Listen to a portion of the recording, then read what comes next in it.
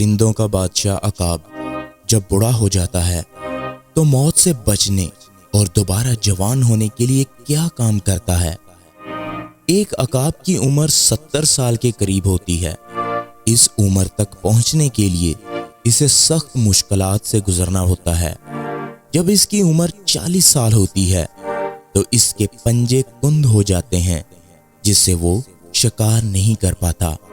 اسی طرح اس کی مضبوط چونچ بھی عمر کے بڑھنے سے شدید ٹیڑھی ہو جاتی ہے۔ اس کے پر جس سے وہ پرواز کرتا ہے بہت بھاری ہو جاتے ہیں اور سینے کے ساتھ چپک جاتے ہیں جس سے اڑان بھرنے میں اسے سخت دشواری کا سامنا کرنا پڑتا ہے۔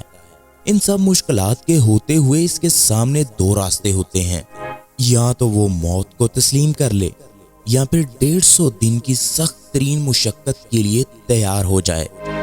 چنانچہ وہ پہاڑوں میں جاتا ہے اور سب سے پہلے اپنی چونچ کو پتھروں پر مارتا ہے یہاں تک کہ وہ ٹوٹ جاتی ہے۔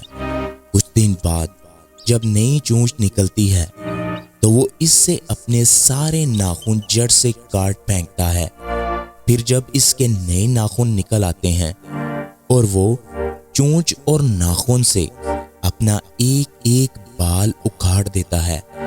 اس سارے عمل میں اسے 5 ماہ کی طویل تکلیف اور مشقت سے گزرنا ہوتا ہے۔ 5 ماہ بعد جب وہ اڑان بھرتا ہے تو یوں محسوس ہوتا ہے جیسے اس نے ایک نیا جنم لیا ہو۔ اس طرح وہ 30 سال مزید زندہ رہ پاتا ہے۔